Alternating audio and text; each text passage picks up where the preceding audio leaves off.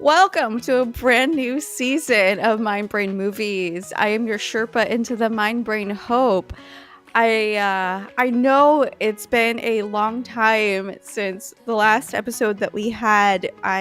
Myself and my two lovely cohorts here, we both all had a lot going on individually and as a group. So we kind of just took a little hiatus, but I know I am very excited to get back into this with everybody. Um, You've heard me on my other podcast with my other Jaguar Sharks hosts, but I want to deep dive into my lovely ladies' lives and how they've been. So, Elizabeth, give us a little update since last time we had you on Mind Brain. I was gonna be like, nah, you don't want to do that. You don't want to deep dive into my land. No. Fine, but we'll shallow dive. How about that? uh, um. Well, I'm Twitch now. I'm a Twitch streamer officially, and I've been Okay. doing a lot of really cool things on YouTube, like my own sort of like YouTube videos that are more. Most of it, I don't know if people remember, but I am or I created Psychology for Geeks, and then we do a blending of like geek culture and mental health. And so I have a lot of new, really awesome videos that are coming out for that, like different panels that we talked about. And I have a lot of projects that I'll be doing with these two lovely ladies. So yeah, check those out. I think that's mainly what I've been doing and trying to transition that uh, brand into a nonprofit. Wait, That what has about been your background, your education? I'm sure that oh has changed. Yeah, just a little major, I totally forgot. And let me just tell you a funny story. Oh, if I wasn't like this, I would tell it. But okay, so I finally graduated after like a gazillion years. So I finally have my PhD now, and along with like my diploma, they send like a mini little card Oh God, like that's right. That's of right. like I of remember the you telling me. diploma, and I was like, "What's this?" Because that's the That's first thing that cute. arrived, and I was like, "Why do I need a pocket-sized diploma? Like, what's the point of this?" And then like the letter said, "Oh, to remind yourself how much you've accomplished or whatever." And I'm like, "I just need the big one." That's all. I don't know I what. want to show off the big one. Gosh. Yeah. um, but yeah, I just thought that was like so weird, and then immediately I like contacted my friends, and I was like, "Did you guys also get this weird little pocket diploma?" And they're like, "Oh yeah, they sent you that," and I'm like, "Why? Like, when are we ever gonna be like, oh, hold on, let me just get my diploma and show you I'm qualified?" Like, I don't know. When you go to a conference and they don't think you stack up, it's like, I have it. uh, yeah. I made jokes with my brother and our friends, and then I'm like, I have a card that says I'm better than you now, so you have to call me. And then they're like, no, and I was like, I have a card though. Do you have a card? I don't think so. Nobody's calling me that. You gotta Oh milk it. You gosh. have to. Yeah, for sure. 100%. Dude, you worked hard for it. So Hmm pull out all the stops. Yeah, I kind of All forget right. about it. If it wasn't for good, I'd Obviously. be like, oh, okay. Oh yeah, that thing. Yeah. I think I'm in debt for the rest of my life for it. It's fine. Yeah, just the blood, sweat, and tears. That's all. And I got a pocket-sized diploma to show for it. Yay! Oh my goodness. All right. And Boone, what's been going on with you, my love? um,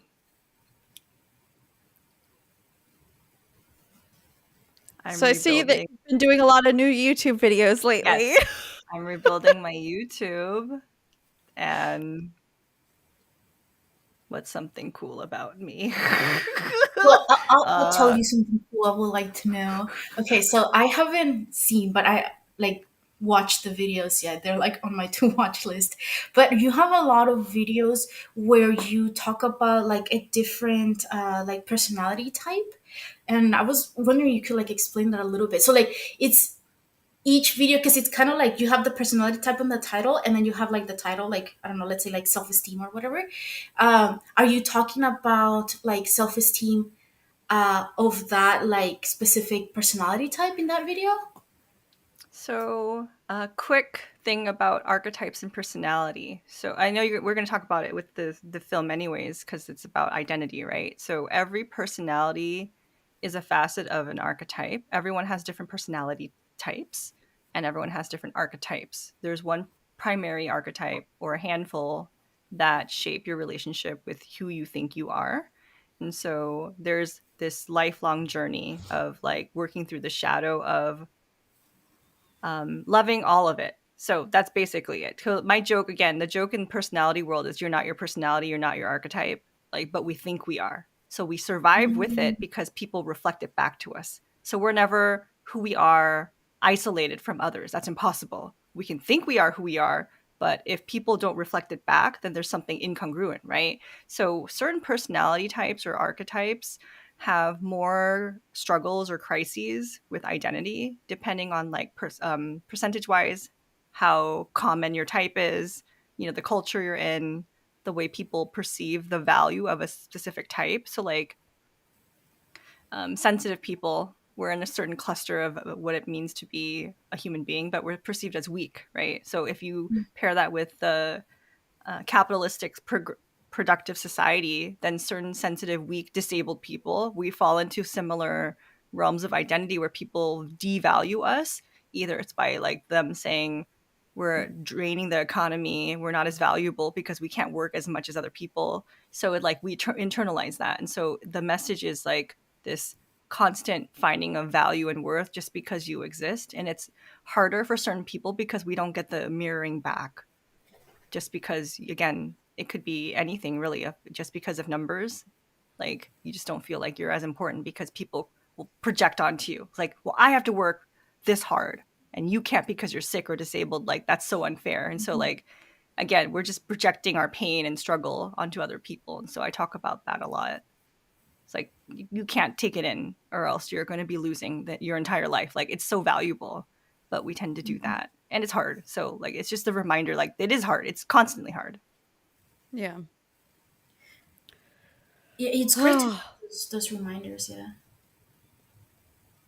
was about to say, yeah, I know. I watch a lot of your YouTube videos, and you once we get Booney going, she gets real passionate about this. So Sorry I got so serious, but like no, life no, I sucks. love it. I love it. Like you do get like legit. I there was one you were saying, and you were talking about like the different struggles with society and different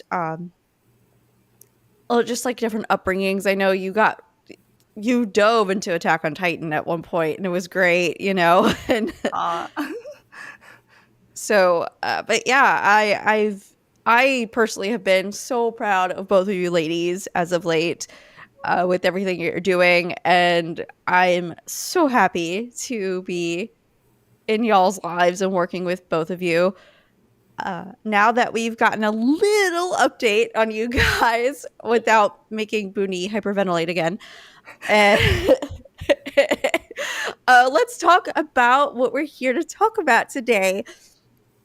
So, if you've ever listened to me in any of our previous podcasts, you might know I'm a smidgen of a Satoshi Kon obsessed freak.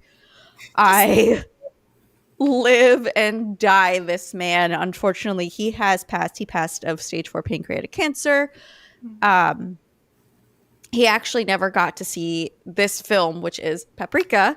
wow. He never got to see it fully released because he passed away before it was fully created, which is really sad. And such a great man. I could go on and on. I'm going to cut myself off before I go into a Satoshi Kon rant. Um, but yeah, today we're going to talk about Paprika. And it's going to be a little bit different of a setup than normal. So, a lot of people, as you know, we'll watch the movie, we'll talk about it, share our insights, whatever the thing is. Boone over here thought we were having a watch party and has not seen the film, but we showed her the trailer, and we're gonna have an interesting trio of ideas going on between me, the obsessed fanatic, Liz, the first time watcher, and Doctor. And then Boone is like, I guess, our control group, I guess. Oh. She'll give us an Because unbiased, like, yeah. who So we're talking she's about. seen, Yeah. we just showed her the trailer, but and then she can go in between my hyper obsessive freakishness, Elizabeth's, you know, intuitiveness of the film, and then you can just be like, all right, I'm gonna ground both of you. And I think that's gonna be the happy medium for the three of us. Um, so I know a little basis. Paprika is about dreams and self actualization and self identity. Just the imagery alone is. I always tell people if you can watch this movie twice normally and once high, then you'll fully see the movie. And um and that's I will pure. argue that you have to see it more than once, because this is something that I really like about just Japanese filmmakers in general, that they put a lot of thought into sort of like symbolism and like background things. So like I didn't pick up a lot of it because I'm not very familiar with like the Japanese culture in that sense. Food, Yeah. yes, but the culture and the history of it, not as much.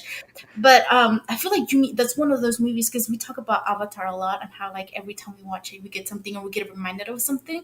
Like this is one of those movies where you can just like watch it over and over again, and each time you Yes. get something different. Because Yeah. like Well, you're also that's what I was saying. Minimum watch it twice yeah. normally, minimum, and then watch it high once because then you're going to get a whole other ball game watching it high. So that's how I see it. Um and This one will be as scary as the other one. What was the other one? The other one was kind of scary to me. oh, so another one of Satoshi Kon's films that we did last Perfect. season was Perfect Blue, and Boone wasn't working with us just yet, but this is actually how I reached out to Boone, was through the Perfect Blue episode, because she commented and I was like, "Oh, I'm going to steal you too." But Elizabeth had never seen it, and she had never been exposed to the mind of Satoshi Kon, and she's like, "What am I doing, Hope? I don't know what's going on. I'm scared. I'm crying. I don't like this, but I love it." It was so weird. I was like, I love it, but like I was like, whoa, like the whole time I was like, I don't even know what's happening. And I think I still don't really know what happened in the movie. But so with this film though, with Paprika, Elizabeth, what did you had a couple of notes. Obviously we're talking about self-identity and dreaming, but how and I kind of leaned into that and told both of you a little bit the basis of what the film is. Were you expecting this kind of trippy dreamness, or were you just was it did it take you aback when you saw this? Honestly, like I don't know if it's because I've been watching more anime lately, or because I have already seen the first movie, which it's still like in my head is still like the trippiest movie. This one was like relatively normal. Like there was a few times where I had to like be like, oh, okay, this isn't like really happening. It's that suspension of disbelief kind of thing. But overall, I think it was like actually pretty good. Like in terms of like not freaking me out or being like, what? Yeah, I mean, I was still kind of like, what's happening? Because there's a lot of like blending of what's like a dream and reality. And that's kind of like that. They get you a couple of times with that. But that was Yeah, I good. finally broke you. Wow. This is all normal now. Well, I know before you were like there's an intermingling of how the dream and reality overlaid each other. So maybe I've gotten maybe I'm Paprika and I finally made it. So you Okay, don't I know the feel difference like between every dreams and time I'm reality. like, hold on, let me just ask you questions because I have questions. I don't know what happened. Like I finished the movie and I was like, that was great. And I told my brother, I was like, you should watch it. It was really good. And then I was like, but do I really know what happened though? I feel like I didn't. So hold on a second. So was it supposed to be like a split personality of hers or like a role that she went into It as a was a therapist? role that she went into. Oh, okay. And So also like what was with the creepy doll doing the half Hell Hydra salute? Like You're it was like in blending worlds and every time we saw fandoms the now. doll, it was like normally we would half say Hell the Nazi salute, and you went for a Hydra, but okay. Hydra. So in a another show that we do, Split the Difference, that's one of my other co-hosts Jesse's shows. It's talks about remakes versus originals. However, we did sort of like an interesting episode with Paprika. I brought it to his attention, and it was the fact that Inception is pretty much a ripoff of That's what it Paprika, reminded but me of when I saw the trailer. Yeah, it looks like it's Inception, but it's not a as more creepy. tame Yeah, form. It's yeah. a more tame, muted form of Inception. And Christopher Nolan's like, "Oh, that didn't happen." I'm like, "This is more than parallel thinking, sir. You can say whatever." But um, just as a basis, yeah, this was it was definitely the inspiration for Inception, 1000%. Hmm. So if you haven't seen the movie, but you've seen Inception, just think of it a lot more beautiful, a lot more vibrant, and a lot trippier. Inception. I'm guessing it also has a different theme of like, so there was like a, what is it? They're stealing and robbing. There's like, stealing motif in that one. This one reminds me of like the obvious reclaiming of self and fighting for your psyche kind of thing. A, a little bit, yeah, but there is sort of stealing in this because the premise Oh. is they have this thing called the DC Mini. They have your basic uh like machine at their labs where they can go into a person's dream, they can go through it and communicate with it and visualize the dreams. Because Hmm. their whole thing is if we can access dreams, we can help a person's psychosis, we can talk to them in their dreams, we might be able to help other mental disorders or see how their psyche is going, or like tap into maybe like hidden memories through dreams. Different, they're Hmm. trying to use this as a psychological psychiatric thing in order to help people. But they made what's called the DC Mini, like the Dream Capture Mini, that was handheld by one of the scientists, and then someone stole that and they were terrorizing people's dreams going into it with this DC Mini because they stole the DC Mini. Hmm. So a little bit of stealing and terrorism in this as Yeah, I, well. I, wanted to see if we can have a little bit of time to talk about sort of because we've seen a bunch of movies where like robots take over the world and stuff.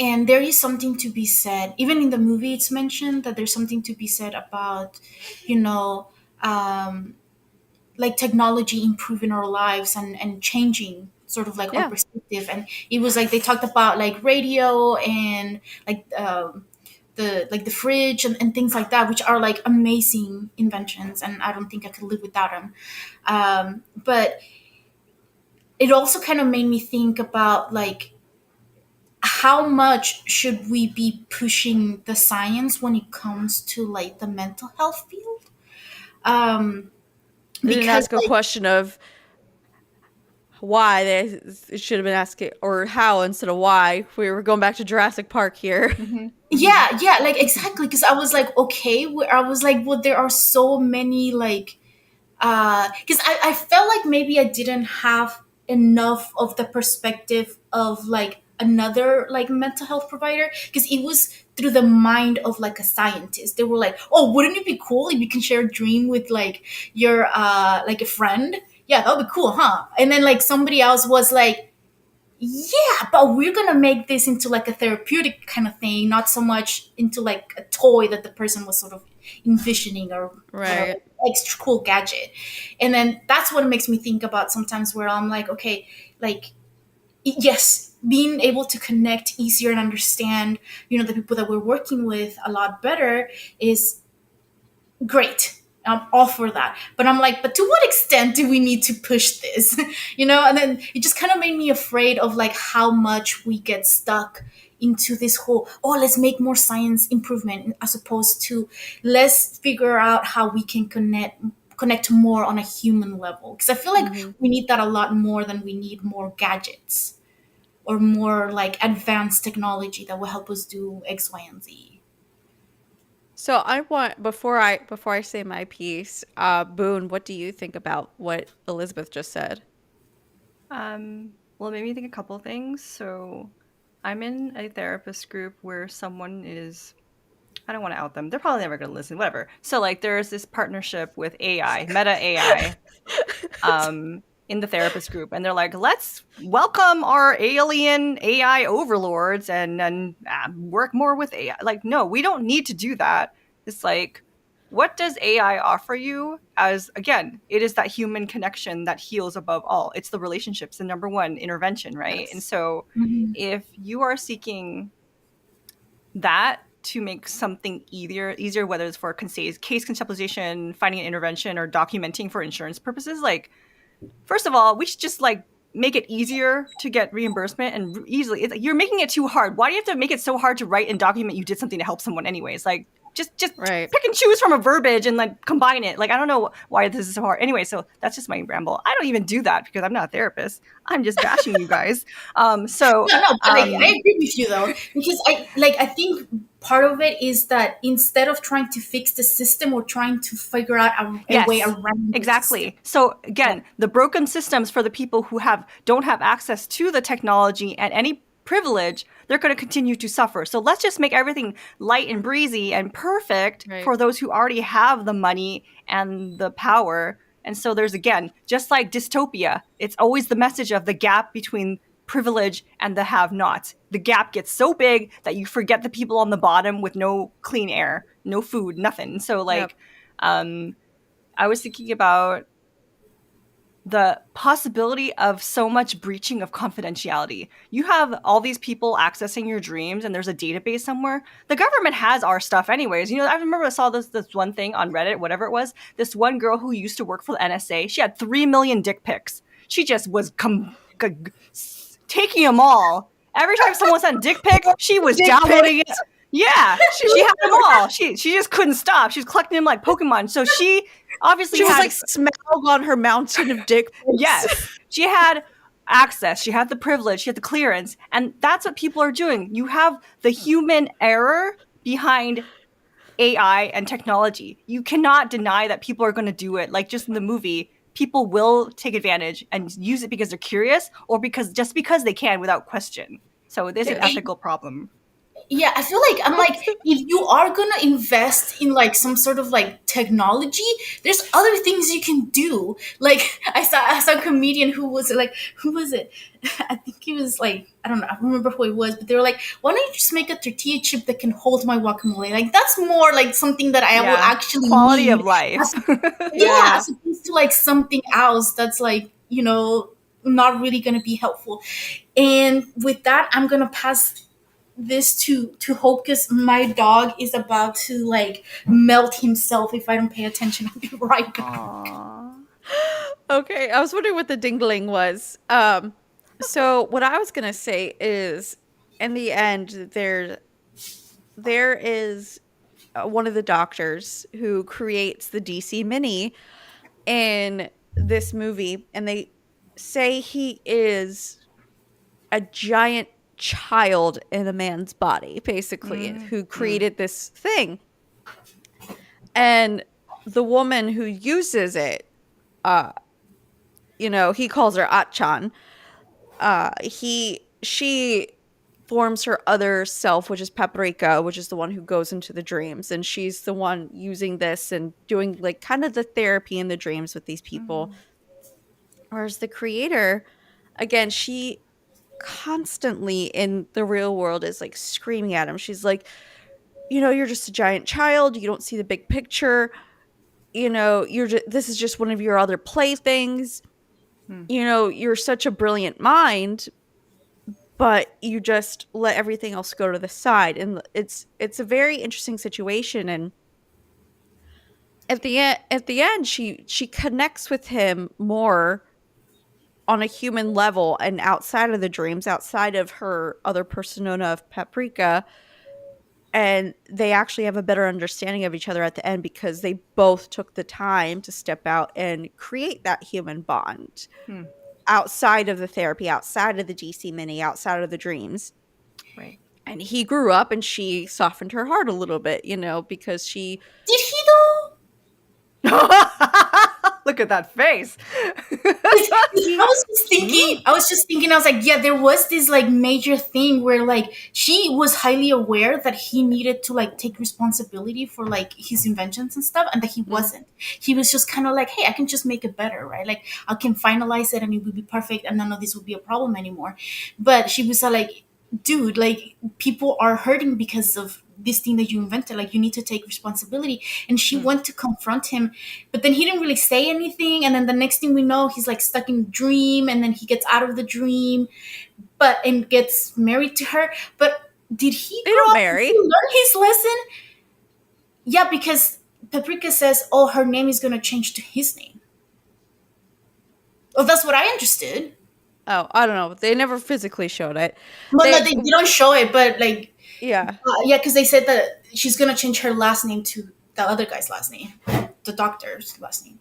But I'm like, I don't think he ever really like he does own acknowledged. up.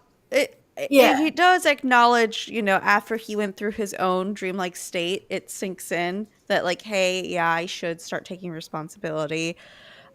Just because he went through the personal trauma himself, he wasn't taking anything at all until he went through it himself. I Now, will as say he far was as two how very much different boom. responsibility he took, that's another story. But he did start to acknowledge. Baby Okay, steps, girl, baby steps. yes, yes, I'll do that. But I actually wanted to talk, like, to hear Boone's opinion on this because I I've been concentrating on adults quite a bit more in terms of other areas of mental health. But when I was doing one of my practicums, there was a one of my supervisors who said something along the lines of people who are highly intelligent in terms of like what we consider like academic things. They usually their emotional intelligence isn't as developed as Who said just that? as an intelligence.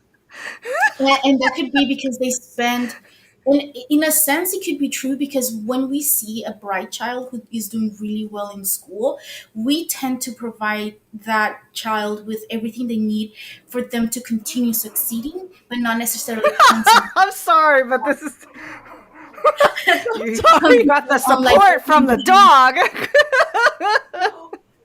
Bashing smart people. Boomy supports. Aw, so cute. But I'm Continue, with Elizabeth. you. I'm I'm with sorry. I'm you. sorry. Oh no, that was just he said that he was referring to children, not necessarily Ah, like adults.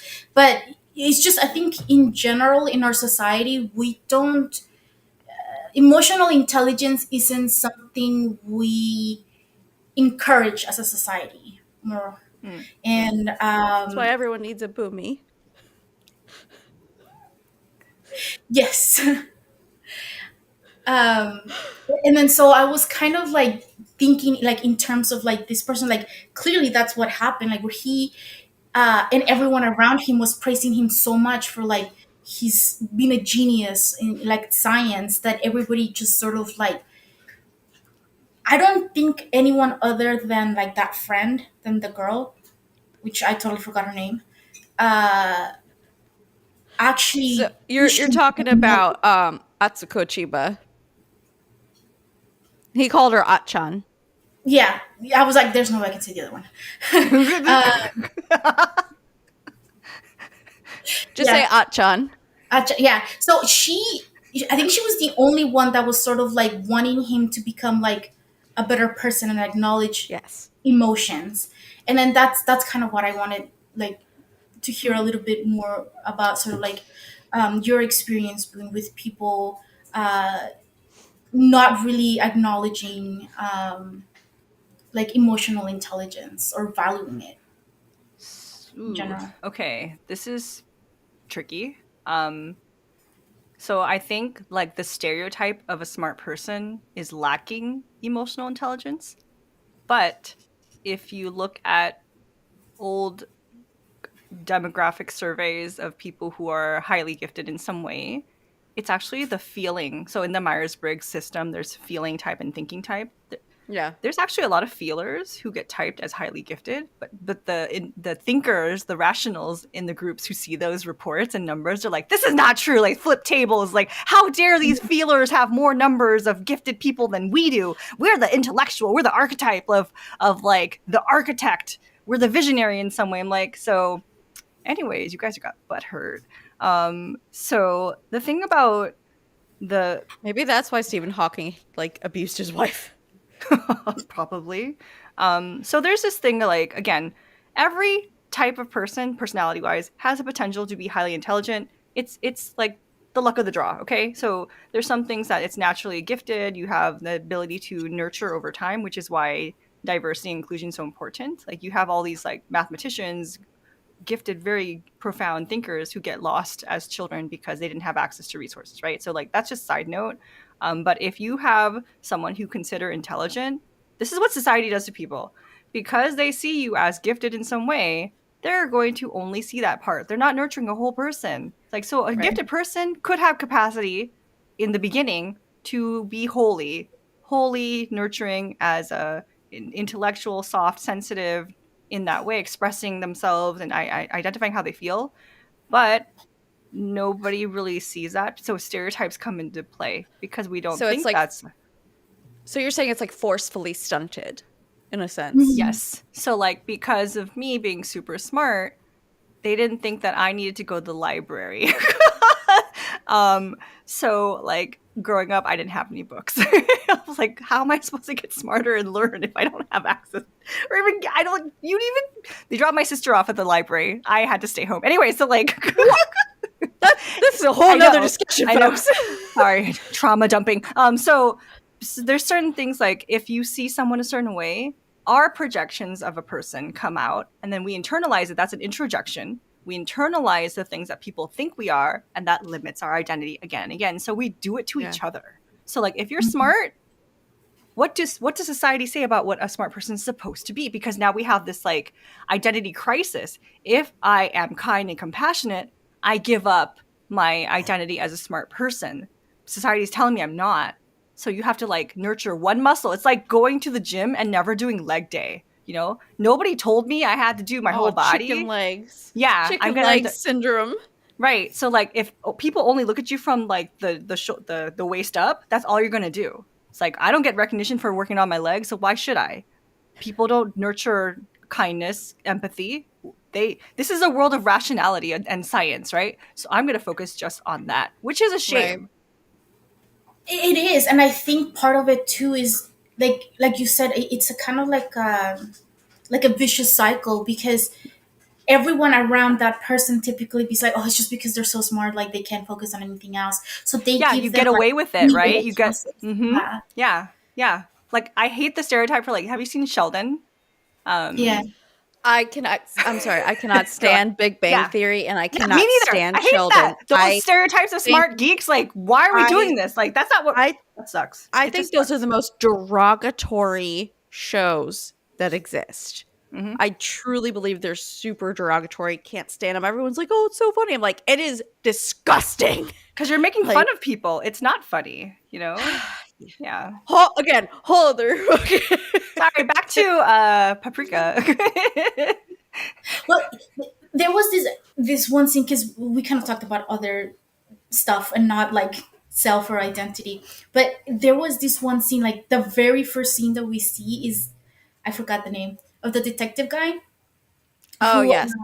who's like in a dream, and then he's like doing this like stint where they're gonna, like, I don't know, like get someone, and he ends up in a cage, and then he gets attacked by the audience that's like in the circus, but everyone there has his face, so Oh it's basically him himself attacking himself was in the cage, and I was like, I freaking love this right here. And I made a post about it, which will be released sometime soon, next month, I think. But it's actually like really interesting because when I saw that, I remember that I did a project when I was in undergrad. We had a, it was like a, I don't know, I forgot what class it was for. Uh, um, and I did this thing where it was like a PowerPoint that I did, and I can't remember what, but I put a unicorn inside of a cage. And then I Mm, forgot what the point. Like I just remember doing that, but I don't really remember anything else about the project or what the point of the project was. But then I started thinking about how, because later on he wakes up and then it's all like, oh, it was all a dream or whatever that Paprika was sort of like walking him through, and he was like, I don't understand, like what's happening? Why is this happening to me? And then he ends up understanding later, like much later in the thing, and mhm. then like me looking back as to why I put the unicorn in the cage, I was like, it all makes sense now because I wasn't diagnosed with ADHD until like last year, but I've always felt like I could accomplish so much more, but I couldn't. Like that I was meant to do a lot of good things, great things, but I just couldn't. I always Mm. felt like I was sort of like in a cage, restricted. Okay. And then like now looking back, it was like always because I was just, I think at that time I was getting tired of having to mask myself in order to like fit in with other Right. people and be normal or whatever. And so I want to have a discussion about that, about sort of like being yourself and finding yourself, because the whole movie, like a lot of the characters end up sort of like having this realization about their past, or whether it's like acknowledging and accepting like who they are, and then that's when they're able to like solve the mystery or like have the power to save the world, or stop the evil guy kind of thing. And I think one of the things I was a while back, I was telling my brother that there was I was listening to a podcast with someone who I know has ADHD, um, and I was like, there's something about it I didn't like. I didn't like about like that specific podcast, and it just annoyed me so much. And I like thought about it for a few days, and then I realized that I understood that that person was masking during the podcast, and I didn't like that. I Mm. hated it because I was like, oh, it's so like it wasn't like I could tell at some level some weird ADHD thing where I was like, she's not comfortable being herself right here, and that made me uncomfortable. Um, Yeah. and I was like, and now that I've sort of like slowly learning to like unmask and be like okay with like who I am, and like forgetting everything and needing to write everything down in my notes otherwise I forget. It's like life just seems like so much better and easier in some ways. It hasn't really changed, but it just, I feel like it Mhm. has gotten better. And now I'm like, you shouldn't mask, and nobody should be masking. You should just feel free to be yourself. And I'm like, stop masking, stop it, no. And then like now I'm like, I refuse to mask. I don't want to work in a place where I have to be like uber professional, and I don't feel comfortable like in situations where I am being told that I need to not self-express because somebody might get offended. And then I'm like, well, this clearly is not the good, like the best environment for me then. Well, especially in the field that we're all in slash surrounding, because we're about expressing, we're about understanding and acknowledging. If we're trying to tell people, hey, do this for yourself, but we can't do it, it's kind of contradictory, Hmm. you know? Um, there's a show I was watching. Um, I've seen it a bunch of times now, Ted Lasso. And there's a therapist in Ted Lasso where she could not get him to open up because he didn't trust therapists. And then once she opened up herself, she didn't have like a therapy session like delve into her personal life, but she opened up enough on still professional type level, but she's like, "Hey, yeah, in this situation I was scared. I'm going to tell you Mhm. straight up. I was petrified. I didn't know if I could do this again." She didn't have to go in specifics, but she's so opened up and that got him to open up. if you can't express Human yourself. connection, you guys. Yes, exactly.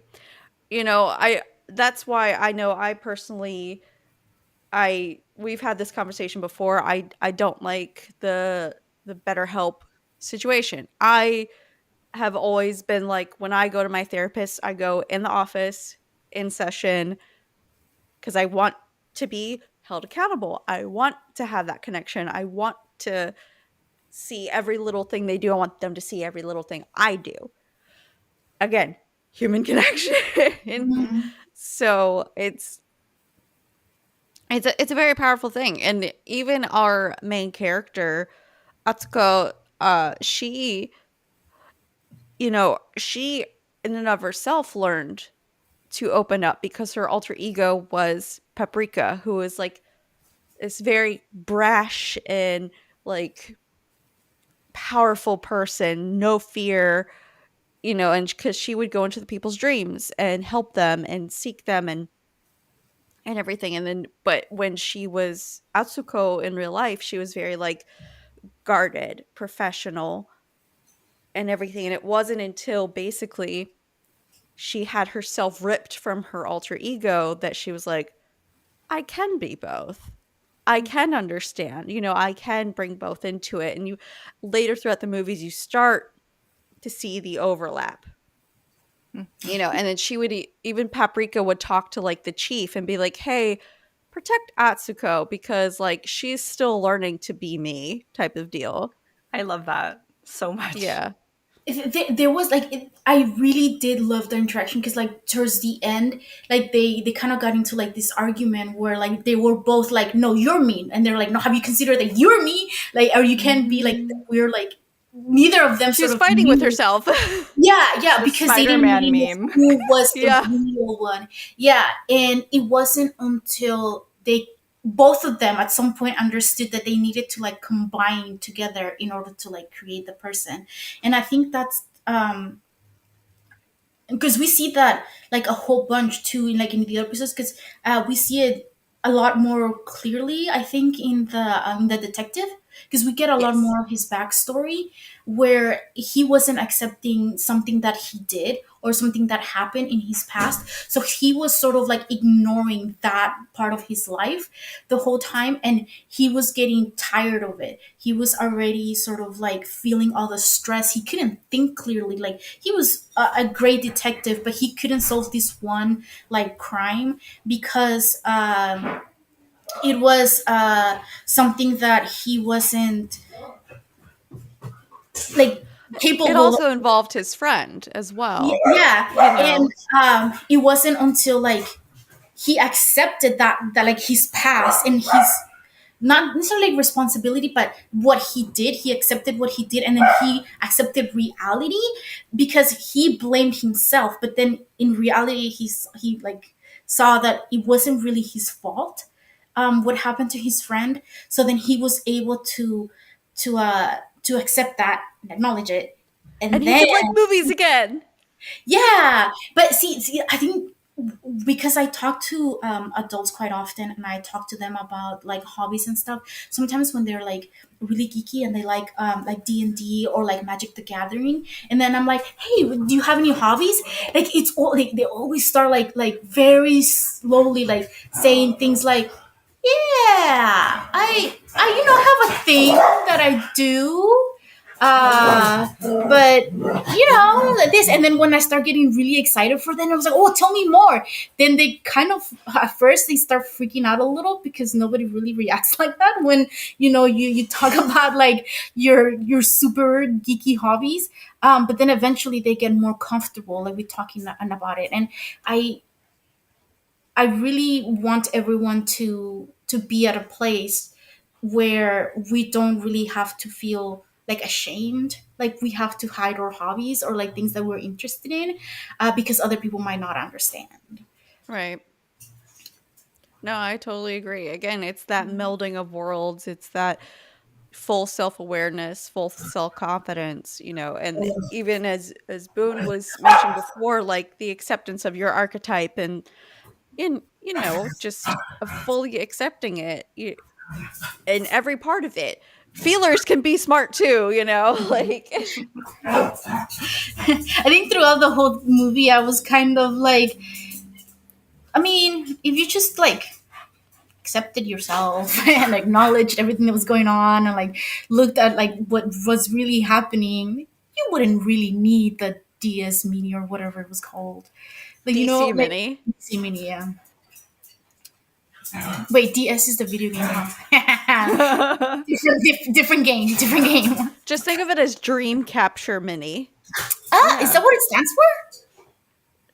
I'm guessing. I don't know, but that's what makes sense in my brain. That will make sense.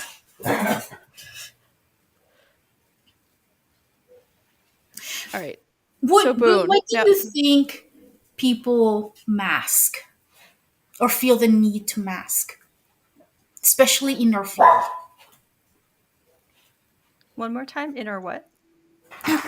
Feel the need to mask, especially like in our field, because I don't really know very many. I think now it's more okay for therapists to be sort of like on some sort of social media and say, "Hey, I'm neurodivergent in some way or another." But I feel like that's still not quite common. it's growing, but it's a lot of the eight you already have the atypical population of therapists and everything. Like both of you, I would say would be more atypical therapists because you have different ways of interacting with who your patients and clients are. Whereas instead of the whole sit on the couch, I listen, and then I'm gonna throw some Freudian slips at you, and then an Oedipus complex, and then say, "Here's $300 and get out of my office." You know, like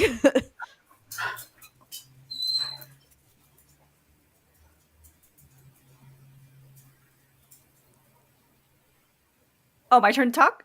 yes, Yeah. Okay. Um uh okay, so doo, doo, um doo, doo. I mean, I like to explain with like what I think. So I think it has to deal a lot with like, so it's a very female led oriented, highly saturated field. The problem is we have white feminism permeating what is paired with morality and goodness. And that equates to we're not wrestling waters. We're not going to poke at oppression. We're not going to talk about race. We're not going to talk about politics. So in the therapist groups, you have a big divide of like what people are allowed to talk about.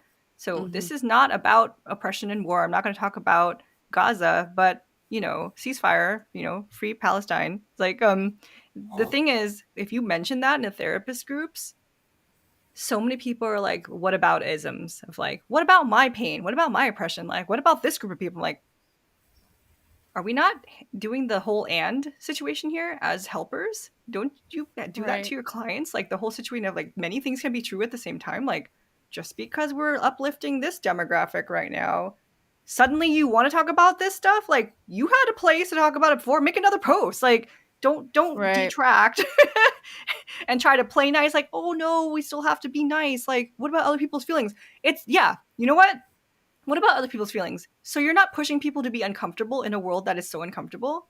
Like it's a weird definition of like what insight oriented care looks like. And that's the problem with not being able to truly be intersectional. Because they're not.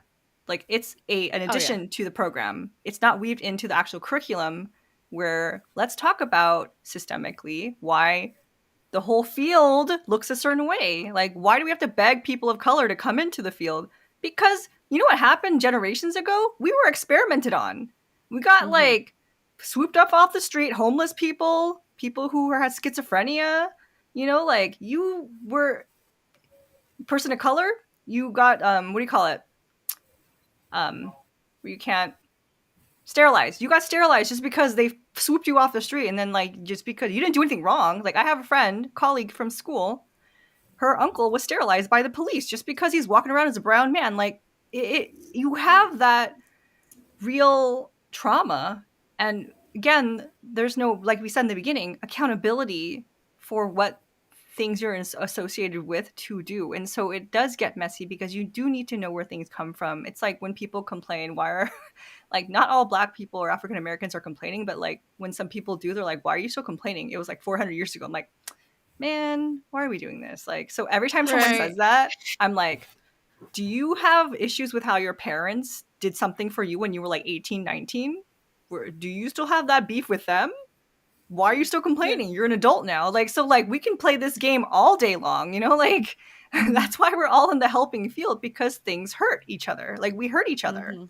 So But you know, there is something that I don't know how widely talked about is, but I haven't really come across it. But you were talking about it just now, or reminded me of it, where like yes, in therapy we want to create this safe space for people to like connect with us and like share, you know, their painful experiences with us and feel comfortable and not judged. But also there is a time where we need to push you and make you uncomfortable, because that's the kind of like the only way where you're going to be yes. able to move forward. So if you're in a situation with your therapist right now where you feel really really comfortable, it's either time for a new therapist or something's not going, you know, Yes. like either you're not discussing something you need to be, or like that therapist is not pushing as much as they should, because sometimes we need to play devil's advocate and be like, no, you're Mm-hmm. wrong, you're doing it wrong, this is what you need in order to like overcome something. Yes. And again, it kind of goes back to like acknowledging something, accepting it, and moving on. But if we are never put in an uncomfortable situation, then we're not really going to be able to grow from that. Oh yeah. Exactly. So I was gonna say that's why I've had multiple different therapists throughout my life. It wasn't because like, oh, I had a child therapist and then I had a teen therapist. It's like, no, I mhm. there was one therapist. I loved her and she did everything very like holistically. It wasn't just like clinically she would do like different practices, but at a certain point I was like, I love you. I appreciate what you've done for me, but I'm literally getting nothing anymore. Mhm. Mhm. Right. I've moved on. I've graduated, so to say. I haven't graduated from therapy, but I've graduated from you, Love it. you know. Mhm. And went out and I found a different therapist after that. You know, it wasn't like I she was doing wrong or bad. It's just I just needed a little extra push that she couldn't give me at that point anymore. Mhm. Right. So, and it's totally fine to do that. Like, And I think that's something too that we need to understand too as like therapists, um, that that's sort of the goal, right? If you no longer need me, that's okay. If you're Mhm. needing something a little bit different, fantastic, I can Right. have a recommendation for you to check these yes. people out to see if they would be helpful. But I sadly haven't really come across that many people that have that sort of mentality, and it's kind of sad. Yeah. And it's because we're not told that. You know, Mhm. Right. I know that from my background, you know that from your background, Booney knows it from her background, you know, but the average person is just like, well, perfect example. I used to have a friend. I pushed him to go to therapy. He was good in therapy and I'm glad he went, but his therapist basically said you can do no more with me. And he took that as I'm cured. I graduated therapy. Oops. And I'm like, no. It means she could not do anything more for you in her field and demographic. Mhm. Mhm. She is sending you away to find something else. You did not graduate shit. Mhm. If you think that, you definitely need more therapy. Cuz you're still fucked, sir. You are still Yeah. fucked. That's the tricky part. Like okay, one of the most let's see. One of the most useful skills a therapist, any helper in any practice can develop and shape over time is explaining what the process looks like, their scope of practice, and then advocating for your client to speak up. Because therapy is such a weird field, helping someone heal inside here. Like, what does that even look like, you know? And so if someone We don't even fully understand the brain yet. exactly. We Yeah. don't even know. And so, like, if someone comes in, they're like, I think a therapist space is always supposed to be what you call a safe space. Sure. it is. It's also a place to grow and push yourself to be more. So if Right. we don't have that definition or even conversation in place, people have a misperception of what healing actually looks like. So you're never going to Exactly. test yourself to grow, where anything like a bump on the road happens, you're going to fall apart. And that's not what we Mhm. want. We want people to feel like you can handle the outside world because it has been so safe with skills to practice with someone you actually trust. Yes. Yes. Yes, I second everything Yeah. you said. E. A third it. But okay, so and this is kind of when we can tie in the one thing that I really want to talk about today, which was how our thoughts or dreams can be so powerful that they can become a reality, right? And then so there's like some things, like as a field we talked about how a lot of people feel uncomfortable doing certain things, or talking about certain topics in therapy, that we just sort of ignore that, right? Mm-hmm. But in it, like it becomes like that, sort of ignoring it becomes so powerful that it's starting to influence other things, right, or other areas around us, and it can be harmful for our clients as well if we keep trying to ignore those things or not address them, or only address them superficially, um, in a sense. But even sort of like at an individual level too, like our perceptions of people can be, or of a situation can be so strong that it's gonna like change the reality, right? So if we are constantly thinking that other people are going to bully us, so I might as well start doing it first, eventually you're gonna end up surrounded by people who are also like a bunch of bullies, right? So then it just sort of becomes your reality.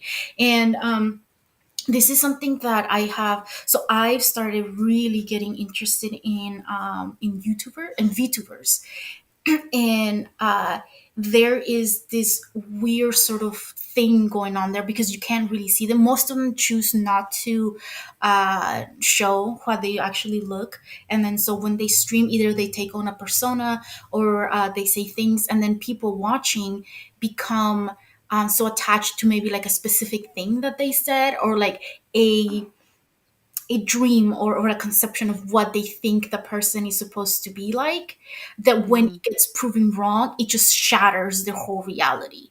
But it wasn't real, like, but they held on to that thought or to that idea for so long that they were like, yeah, this has to be it. Mm. I mean that so it all comes back to self-acceptance. You know, if you accepted yourself, you could accept multiple facets of a personality or persona. And it also you can bring that into multiple forms of media. Like a perfect thing is I was just talking about this with somebody the other day about fandoms, and like perfect example is like the Star Wars fandom. The person who played Jar Jar Binks, people couldn't separate the actor from the character, and he was harassed and attacked. The same thing happened with the sequel trilogy, you know, where the one girl who I forget, Yeah. but Poor she thing. like went Yeah. off social media because they were attacking the character, and it's like she's not the character. Mm-hmm. Hmm. She's playing a role. So it comes down to the separation of, again, imaginary and reality. That once they see the two combined, people cannot get past that. And it's like we do have to understand there is a divide. You know, I there's or another thing too, like there's some actors who play the villain so Mm-hmm. well that Mm-hmm. they like, you know, it's like holy crap, like you think it's the villain, and then they're honestly the nicest people on the planet, but people don't see that. They're like, "Oh, you're such an asshole." And it's like, "I was playing a role." Mm-hmm. You know, it goes to so many different facets, and it's that separation of dreams, you know, and the reality. You need to have enough confidence in oneself and the world around you to separate that. Otherwise, just like in Paprika, the dreams started to meld with reality and get intertwined, and it's like that made the world go into chaos because of it.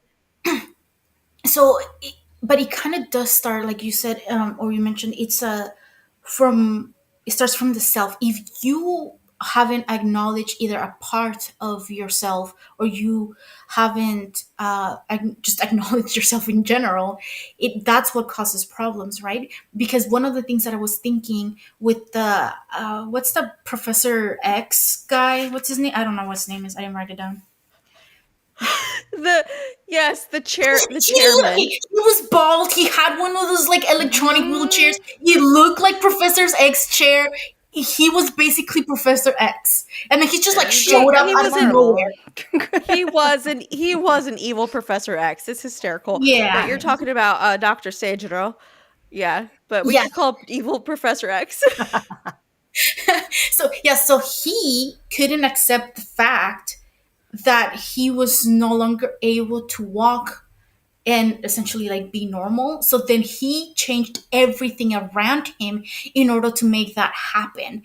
But then he like again, it was like that thought that he just couldn't accept it. So then everything around him started changing. It just got worse. And because he couldn't accept that, it reached other people who couldn't accept who they were or what they were doing either. So it all just became like Just this like how he weird took over he parade that took was over him. going nowhere. Yeah. He like how he took over Himura and was trying to like take his body, and then Homura was couldn't accept things, and he was like, "Well, I normally wouldn't attack Atsuko, but I guess I will now because, you know." Yeah, and I think that that's kind of what I was saying. Where like he changed his reality around him because he couldn't accept that one thing. Right. Um. Oh no, my thought. It was such a good thought, and it just sort of flew out the window. Ah! I looked at my nail and I was like, ooh, and then it was gone. Wait, wait. uh, Uh. eh. No, I'm gonna have to come back to it. I It's can't okay. remember what it was, Yeah, we'll but come back to it. It's okay. I bet it comes back in 30 seconds. No problem.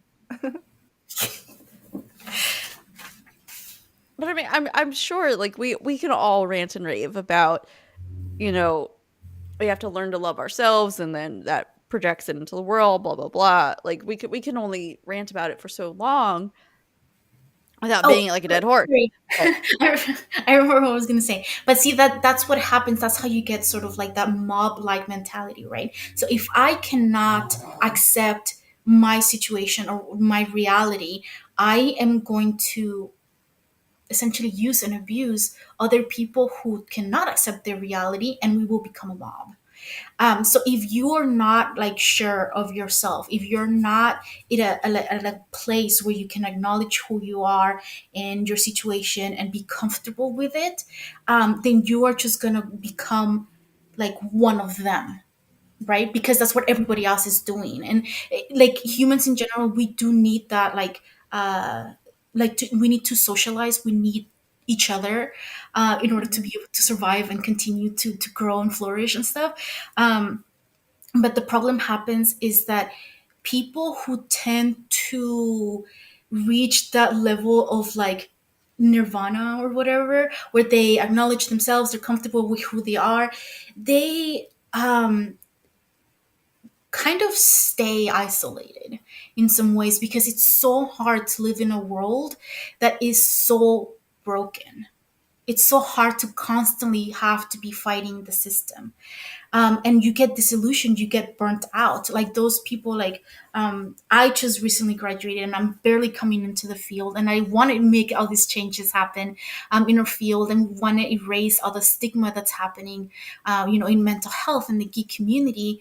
And I've only been doing it for like maybe like seriously like for 2.5 years or so. And I'm getting burnt out because I just can't see it going anywhere. I'm not growing as fast as I would like to. Yeah. Things are taking so much longer. There's so much you have to do. I have zero finances I can count on to make things happen. And so it's really hard. So my thing would be like just to leave it all, and then like sort of like keep to myself and like that few group of friends who are sort of like on the same boat as me.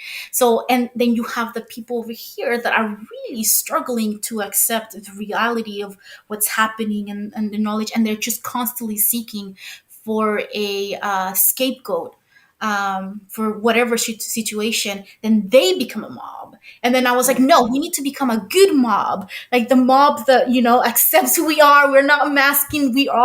Should become a mob of goodness, and build those communities to attract more people. Because that's why I always talk about, like, I felt really self conscious talking about the fact that I had ADHD, or like even showing my face in when I first started doing YouTube videos, and now it just I became, remember, yeah.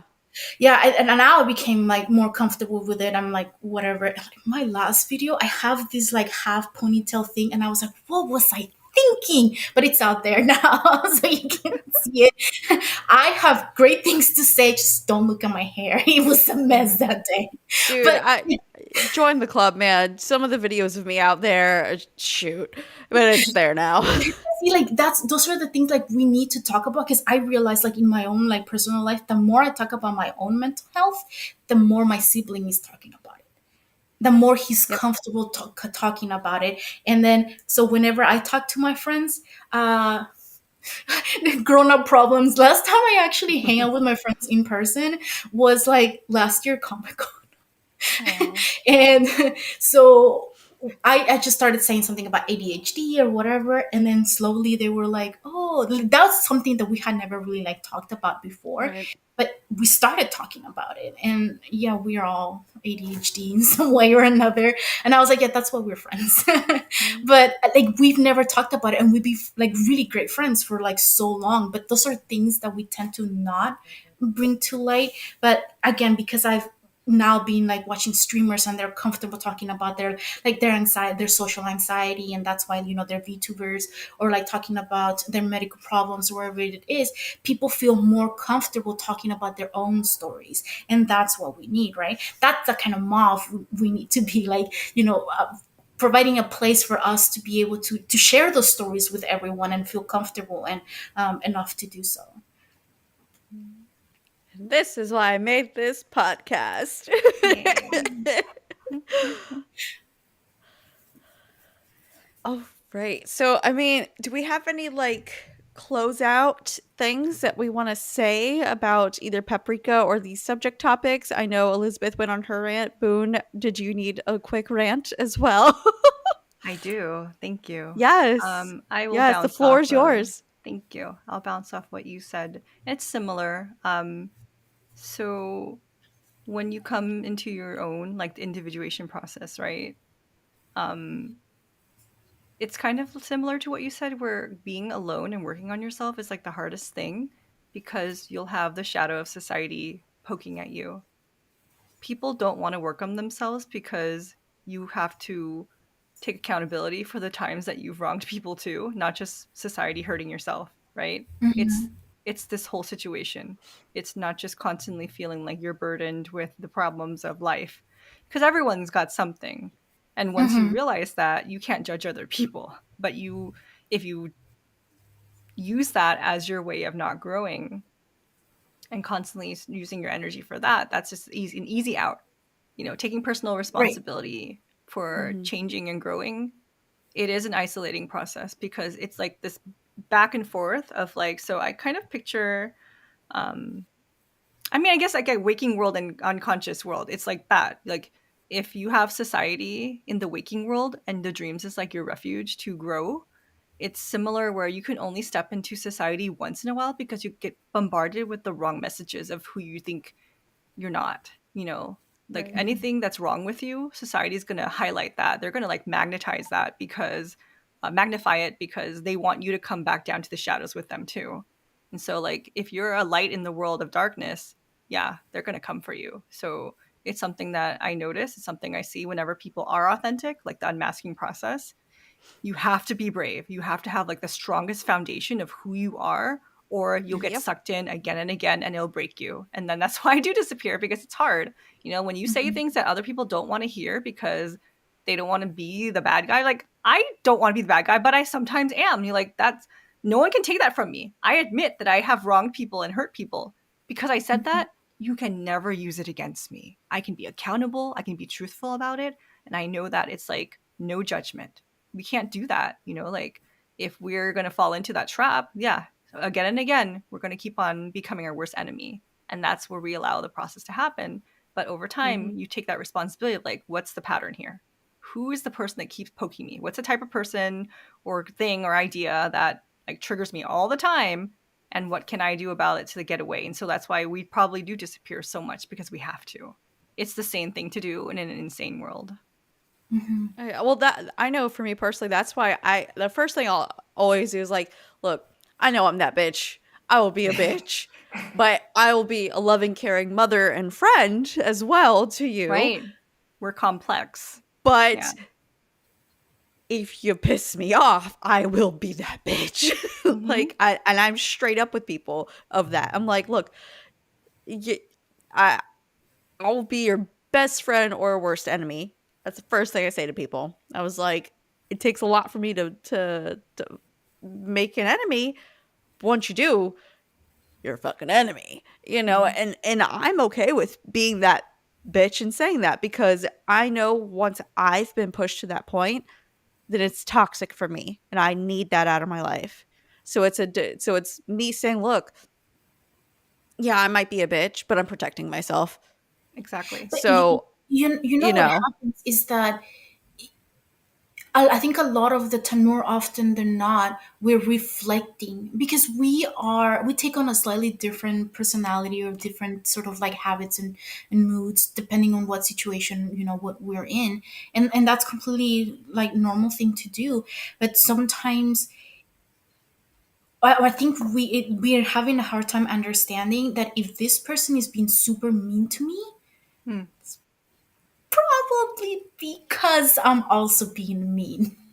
you know mhm. and that we don't want responsibility for any of that, but we are just reflecting, because that's what happens in arguments, right? When you're arguing with something and they start raising your voice, you're like, oh no, I am going to one up you. Like, I will raise my voice more and I'll start cursing, and yeah, like it's going to be me, and then the other person, it just escalates, right? And then that's sort of what happens. But neither person at that time is at a spot maybe where they can take responsibility for, like, sorry, I shouldn't have yelled, or I shouldn't have said that, maybe later on, if you're a healthy individual.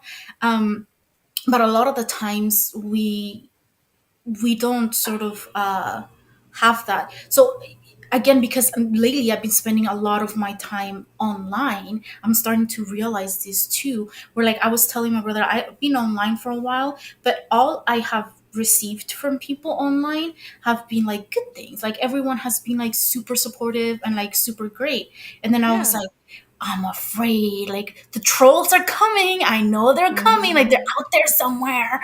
And then I was like, but probably not as attracted to the things that I am doing, because that's not an environment they feel comfortable in, because that's not where what they're used to, like, the Oh, dude, trolls. I feed off trolls, man. I love it.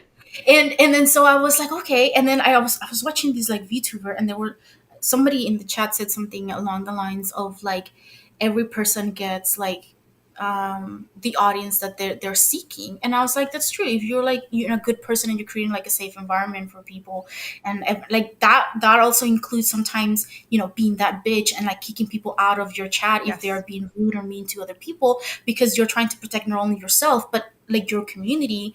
Yes. Yep. um Oh yeah, then that I call that my mama bear complex. yeah. And you've definitely both of you have seen my mama bear, like, because I'm like, those are mine. I defend them. They're mine. Fuck off. But see, that, Don't that you dare that's hurt my babies. that's sort of the mentality that we need to have more, or we need to like go more towards that sort of mentality where we want to create this safe environment for myself that will eventually also become a safe environment for other people, Yes. Mhm. right? So it's not necessarily, because a lot of, there might be people who are like, oh, but I don't want to be mean back, and I'm like, it's not being mean if you're just setting boundaries, right? Yes. And that's a lot of the things too, like when we're talking about like setting boundaries with another person, they're like, oh well, and that's even me, because I can be like, okay, I can set boundaries and stuff, like with you guys and like my siblings and stuff, but my parents are like a whole different animal. because they're my parents, you know? And then so I'm like, yeah, I need to like become more comfortable with setting boundaries and do it in a way where I don't feel like I'm a bad daughter or like I'm talking back to them, you know? Or they feel that way as well. So essentially, like we all need to become comfortable like setting those boundaries so we keep those environments safe for us. So we have to hide away a little less, you know? Mhm. Because we have that foundation and that community that's supporting us when we need it. Mhm. Yes. I'm Yes. glad we're on the same page. That's what we're friends. Oh my Wait, I still goodness. want to know why the creepy doll was doing the half Hydra salute. Because reasons. Why reasons? Look, I'm telling you, it all makes sense. I'll get a little high, watch it, and it'll make more sense. I trust me. Was it because the guy was acting like a dictator? Yes. Because I okay, part of me was like, hey, maybe this is like a historical thing. Maybe that's the kind of doll, No. and that's the No. Pope. I didn't know. I don't want to assume anything. There's some things that are legit and like straight up and some things are a metaphor and it's a whole lot of in between. Just again, the imagery of Paprika needs like 20 watchings. Mhm. And even to this day, I own the DVD. I've watched it a billion times. And even to this day, I'm like, "Oh, that's new. Oh, Oh that's yeah. new." Like, Wait, there's one last thing that I kind of wanted to talk about. is this the last thing last thing or like the last thing? For sure, the last one. I've gone over Okay. that one. This is the last one. But I just Okay. sort of like highlighting the fact that oftentimes what we want in our life is control, right? That's why we ignore certain things, that will we prevent ourselves from doing certain things or stepping out of our comfort zone. We want to have that control because we think that's going to keep us safe. But I think one of the characters said this, where like control is an illusion. And then I was like, Yes. yeah, Mhm. yeah. So like I just want to like talk a little bit more about that because it truly is like the more control you think you have, the less control you actually have of what's going on. But we don't really see it that way. Yeah, because the more there with life, it's not like a video game where if you do this quest on this dungeon and this level, it's a straight line. You know, life, there's a billion factors. You know, perfect example. I thought this was going to be a perfect recording. I didn't expect my dog to run in doing his zoomies and like barking. That's a factor I couldn't control. Even though I thought I shut the door, I Mhm. didn't realize a 3-pound dog could bust my door down. But you know, it happens. It's there's you can never fully control things, and you know, you just got to roll with it, man. It's because life is life, literally. Like you can't control that. You can't control it more than an ant can control you stepping on it because you didn't see it. It's literally because you didn't see it. Same type of thing. Like you can't see every factor in your life. It's impossible.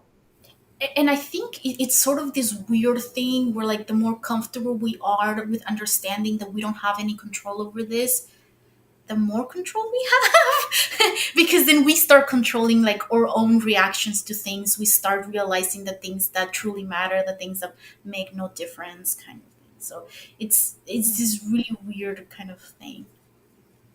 I I kind of mean, want don't to get me weave it. wrong. Mhm. Yeah, like don't get me wrong. I want to when I go to work and my computer acts up, I definitely want to chuck it across the room. I can't control that, but it's still fresh. I accept I can't control it, but it's still frustrating. I mean, Yeah. I want to bounce off that because I think people think they want control. They actually just want to learn how to accept things. So life happens. Things are hard. There's a lot of pain. And to me, it's like energy. If you can accept the energy flowing through you, there's no blockage. But we're trying to control the energy and the pace that it goes through your body and your mind, then that's where we have a problem because you are just like living matter right now. We're the like wait, I don't have the quote. I wish I did. Like we're the universe experiencing itself, right? So like if we allow ourselves to just be matter flowing in its own state, then that's it. It just is. And so we can't, can I stop energy going through my arm? Like, can I stop an emotion? Like, you can cognitively think about it, but you can't limit how much it's going to affect you. It's like that one metaphor of like trying to stop a teapot or a kettle from boiling, right? If you like cover it, it's going to explode. So if you want to try and control it, go ahead. I dare you. I don't dare you. Please don't do that. Like, so if Disclaimer, please do not do this at home. But that's what we think. We think we have so much power over control. And that's for me, like the difference between a person who is connected to different aspects as being one of many compared to one who thinks they are part of a hierarchy. If you're part of a hierarchy, you think you have to control things in order to have some sense of peace or power in your life. If you feel like you're a part of it, then you know that everything else around you deserves peace and ability to grow as well in its own way. Like you're no better than the ant, you know, that you're going to about to squish, you know, like it's kind of like that. Like if you're one with nature and the universe, then you do have a greater sense of acceptance that things just happen. I can't control the rotation of the sun. I mean, the sun doesn't rotate. The rotation of the planets around the sun, like not like that's out of our control. If you know that you're just rotating like very, very fast, that's a miracle in itself. And when you have that acceptance and awe, I think that helps you realize there's not much I can do. I'm just here until I die. Like, that's pretty cool. That's pretty neat. Like, I get to talk to you while I'm still alive. That's amazing. You know, like awe and acceptance helps a lot. Right, and it just lives become so much more like easier and simpler. That's why I was so like weirded out, and I'm still trying to sort of like have a better understanding of, you know, the role that science can place in our everyday life. But yeah, like if you are sort of accepting that you're sort of like in this world and there's so much things that you cannot control, and you are sort of I think it's just because you're more aware of it that Yeah. life just becomes easier. Like all those things that, like all those societal expectations, all those other things kind of fall on the wayside, and they're like, you know, that doesn't really matter. Like, even Exactly. if I were to go bankrupt, even if I were to lose my car, even if I were to like not graduate, those were some of my anxious thoughts that I had. Mm-hmm. I that like for some reason my brain was like, and then that's the end of your life. And then I was like, but is it though? And then I was like, Right. no, it isn't. I will still be able to do the things I love. I'll still be able to hang out with my friends. I'll still like, it wouldn't be in the same way that I had imagined it, but I was placing so much emphasis on that it needs to be this way that I was ignoring everything else. And then Yeah. but once I started becoming comfortable with like I have no control of what anything is happening, like life just got easier and better. And like, I started enjoying that a lot more and actually living. I think that's the other thing. But this is probably like for another episode where we talk about like, you know, the difference between being alive and living. Yeah, I'm just Oh gonna go off on man, we went deep. We're getting heavy now. so hold Oh, on because this is gonna be a 6-hour episode, you guys. bro, I gotta go work. No, Watch me forget fall work. asleep on- Work doesn't matter. That's not what we mean when we say. Dude, you're not the one who's got to pay off this fucking surgery I had. Nothing matters. Just be one with the universe, Hope. That, no, yeah. releasing control is not that. No, stop. I am one with the universe. My insides are in a bio bag somewhere in the universe.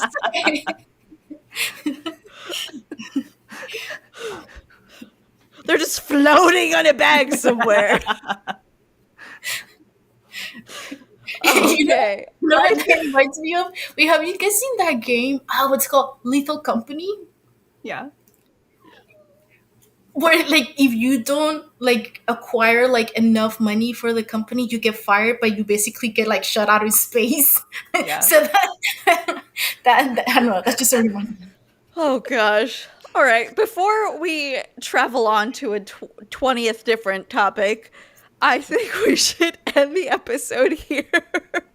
I think it was a very fun way to intro this season. I love Satoshi Kon. I love Paprika. Everyone should watch it. If you don't want to buy it, like me, because I'm a freak, you can see it on YouTube. It's awesome. Boone, that's your homework. Yes, yes. Again, thank you, ladies, so much. I love the crap out of you both. And until next time, till next episode, this was Mind Brain Movies, and I loved being your Sherpa.